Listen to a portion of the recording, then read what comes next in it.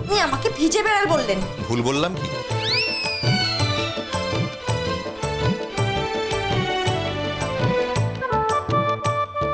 আমি ভিজে বেড়াল তো?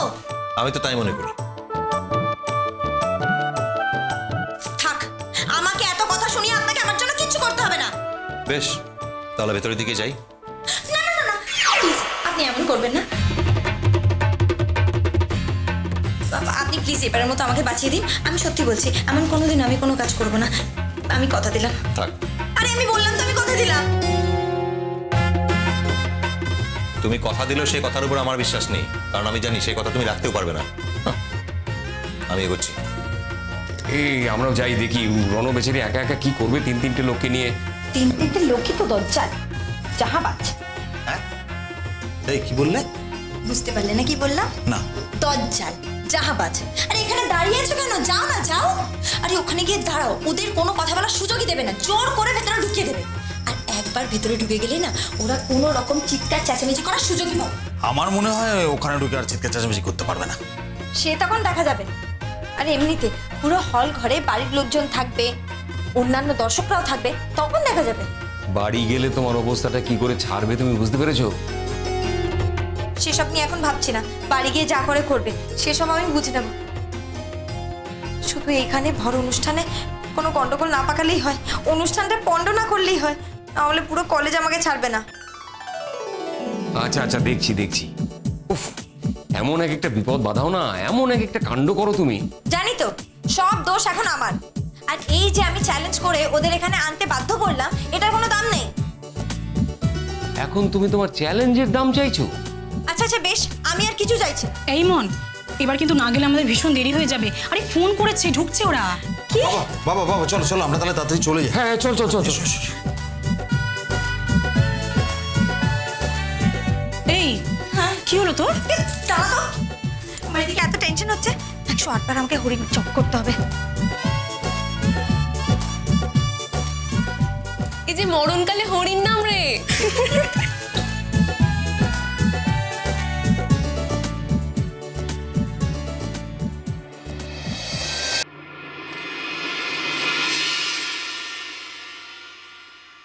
এই আমি এখানে থাকলে হেসে ফেলতে পারি, আমি ভেতরে যাচ্ছি। ঠিক আছে ঠিক আছে, সিরিয়াস অনেক সিরিয়াস। পুরনো এ কোথায় নিয়ে এলে বাবা? এ তো মনে হচ্ছে থিয়েটারের হল। হ্যাঁ গো, মেয়েটা কোথায় ইমন? যা শুনেছি সব সত্যি না? সত্যি না? এখানে বিশেষ কথা বলা যাবে না, যেটা করতে বলা হয়েছে সেটাই করো চুপচাপ। এই আবার কি কথা? কথা কই বলো মানে? কথা কই বলো মানেটা কি? মানে যা শুনে এখানে এলুম সেটা সত্যি না সত্যি না সেটা বলবে না? আমরা জানতুম নি, আমরা মোটে জানতুম নি, আমরা বুঝতে পারিনি আর মোটে কাণ্ড করে বসবে মেয়েটা। এটা তো হল বলে মনে হচ্ছে, এটা ফাংশন টাংশন হয় না তো, এমনি হলে পড়ে আছে নাকি ওর নাশ? পুরনো তুই কিছু বলবি না নাকি? আর কোথায় নিয়ে এলি আমাদের? বুঝতেই পারবে অনিদা। তুমি এখানে এদের কড়া পাহারায় রাখবে, একদম নড়বে না। আমাকে অন্যদিকে দেখতে হবে, অন্য কাজ আছে, এখানে থাকতে পারবো না তো। আসছি আমি। পুরনো পুরনো শুনুন না, শোনো শোনো বাবা, বাপটাকে শেষ পর্যন্ত জেলে ঢোকাবে? হ্যাঁ আগে বলো না যে আমাদের সত্যি কোনো দোষ ছিল, বলো না। দোষ গুণের কথা অনেক হয়েছে বাবা, এখন এসব কথা বলে আর লাভ নেই। আর আমি এখানে এখন থাকতে পারবো না, আমাকে আমার কাজ করতে হবে।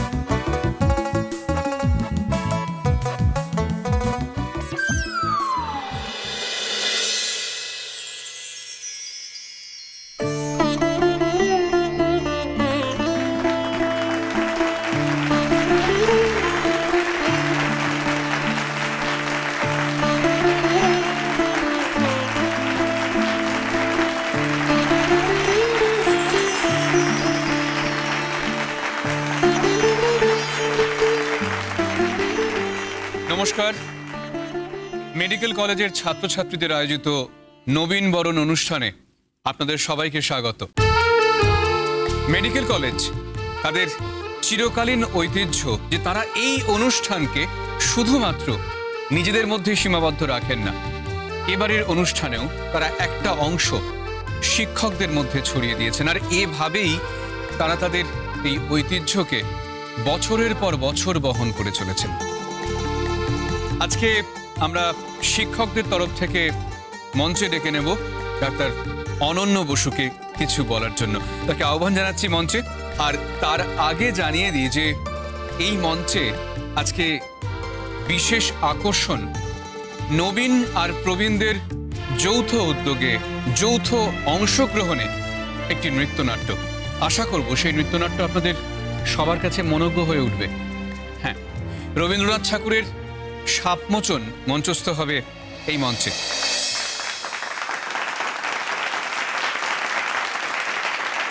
আর তার আগেই এই মঞ্চে, অর্থাৎ সাপমোচন মঞ্চস্থ হওয়ার আগেই এই মঞ্চে সঙ্গীত পরিবেশন করবেন ডাক্তার অনন্য বসুর স্ত্রী শ্রীমতী কুমুদিনী বসু।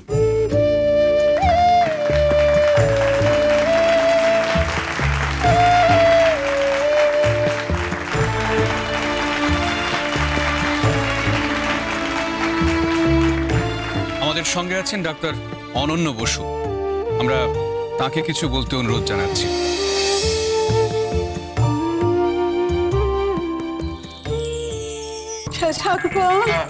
দেখো আমরা পড়ে যাওনি।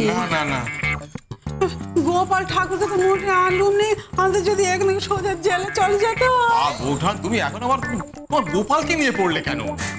তোমাদের আর কি, তোমাদের তো এসব কোনো বালাই নেই কো। আমি চেরাটা কাল তাকে পুজো করে এসেছি, সুখে দুঃখে আনন্দে আপদে বিপদে। হ্যাঁ আজ এত বড় একটা বিপদ মাথায় এসে পড়েছে, আমি তাকে ভুলে যাবো? অনিবাব, অনিবাব, তোমাকে একটা দায়িক দিই, একখানা দায়িক দিই মাত্র। আমাদের যদি সোজা এখানে জেল যেতে হয়, আর গোপাল ঠাকুরটা আমার কাছে নিয়ে আসবে।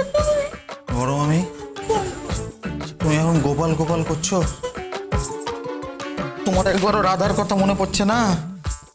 রাধা কে? রাধা কে? রাধা তো তোমাদের ভালোবাসা না পেয়ে মেয়েটা মরেই গেল। চাইনি গো, মোটে চাইনি গো। অনিবাব, তুই তো আমাকে চিনিস, তুই তো বড় মামকে জানিস আমাকে এত এত মন্দ মানুষ যে খুনের দিয়ে আমাকে জেলে যেতে হবে। শান্ত, এখন এখন শান্ত থাকতে হবে, কারণ পুলিশ আসছে, পুলিশ তো তোমাদের জিজ্ঞাসাবাদ করবে। হ্যাঁ হ্যাঁ, শান্ত, একদম চুপচাপ এখানেই বসে থাকো। আরে তাই এখানে যখন নিয়ে এলি তো নিয়ে এসে দাঁড় করিয়ে রাখলি কেন? শুরু হতে একটু দেরি হচ্ছে তো সেই কারণে। কি গো, শুরু হতে দেরি হচ্ছে বলছে? ইয়ে জিজ্ঞাসাবাদ জিজ্ঞাসাবাদ শুরু হতে একটু দেরি হচ্ছে তো। পুলিশ আসবে, তোমাদের জিজ্ঞাসাবাদ করবে না? পুলিশই কিন্তু বলেছে যে যতক্ষণ না পুলিশ আসবে জিজ্ঞাসাবাদ শুরু করবে, ততক্ষণ তোমাদের হলের ভেতরে গিয়ে ফাংশন দেখতে। তুই কি বলছিস? হ্যাঁ, বাড়ির বউটা মরে গেছে, আমরা হলে গিয়ে ফাংশন দেখবো, আনন্দ করবো, এটা তুই ভাবলি কি করে বলতে? কি ঠিক আছে, তুমি আর কথা বাড়িও না গো, হাত জোর করি। রণ বললো না, রণ বলে গেল। ওরে বাবা, রণ বলে গেছে, যা যা বলবে আমাদের এখন তাই তাই করতে হবে। হ্যাঁ, না হলে কিন্তু তোমাদের জেল যাওয়াটাকে কেউ বাঁচাতে পারবে না, কেউ না। না না না না, আমরা বাঁচতে চাই না তো, আমরা মোটে বাঁচতে চাই না। হ্যাঁ হ্যাঁ, আমরা আসিনি বলে সে তার জীবন নিয়েছে, আমরা জেলেই যাবো, আমরা জেলে যাই। হ্যাঁ, আমরা জেলে যাবো। হ্যাঁ, জীবন নিয়েছে আমাদের জন্য, সে মরে গিয়েছে, সে দায় আমরা নিলুম, বুঝলি বা? গাবু, সেই এলুম, খানিক আগে এলে আর এইভাবে বুড়ো বয়সে জেলে যেতে হতো না। চোখের সামনে মেয়েটা গুড় গুড় করত, একটু তেজ করে কথা কইতো ঠিকই, কিন্তু দয়া ধর্ম ছিল খুব। দেয়া থোয়া করতো, এ অস্বীকার করা যাবে না। সে এই কাণ্ড করলো কি করে দাদা?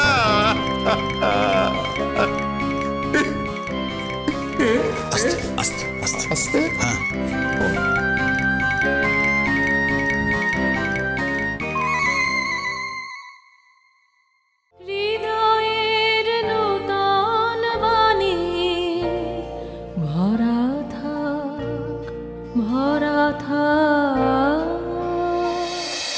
মধুশ্রী জন্ম নিল মদ্র রাজকুলে, নাম নিল কমলিকা।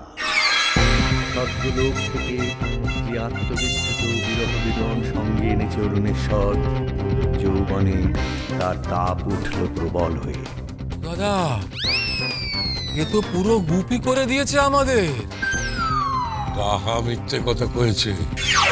দেখো কুসুম দোলা কুসুম